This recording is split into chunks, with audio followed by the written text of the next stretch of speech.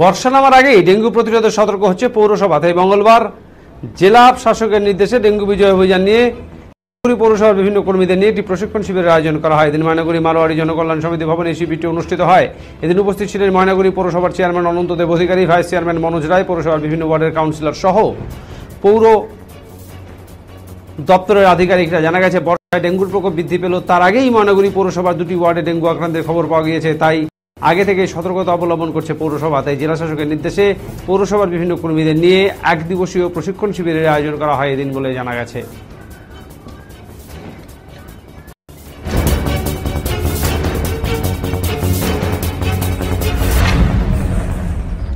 আজকে আপনার পৌরসভা থেকে আজকে এখানে অ্যাকচুয়ালি ডেঙ্গু বিজয় অভিযান উপলক্ষে আমাদের যে ভেক্টর কন্ট্রোল যে ম্যানেজমেন্ট টিম রয়েছে সেই টিমের সমস্ত মেম্বারদের, হাউস টু হাউস মেম্বার, আমাদের ভিসিটি সুপারভাইজার এবং যারা ভিসিটি যারা স্প্রে ওয়ার্কার, এদেরকে নিয়ে যে মাননীয় জেলা শাসকের নির্দেশে একদিনে একটা প্রশিক্ষণ শিবির করা হলো, যাতে আমাদের এখানে ডেঙ্গু সেইভাবে যাতে স্প্রেড না পড়ে।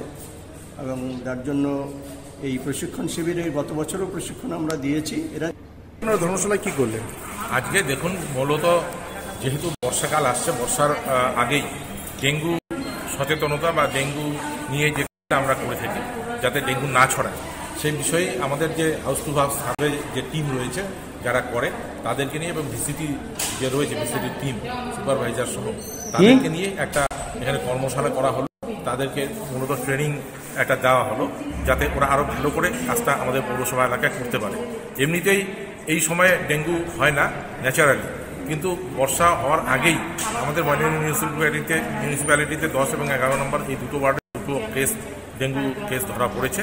খুব স্বাভাবিকভাবে একটা আতঙ্কের পরিবেশ তৈরি হচ্ছে যে যদি বর্ষাকাল চলে আসে তাহলে আরও বেশি করে ডেঙ্গু বাড়তে পারে।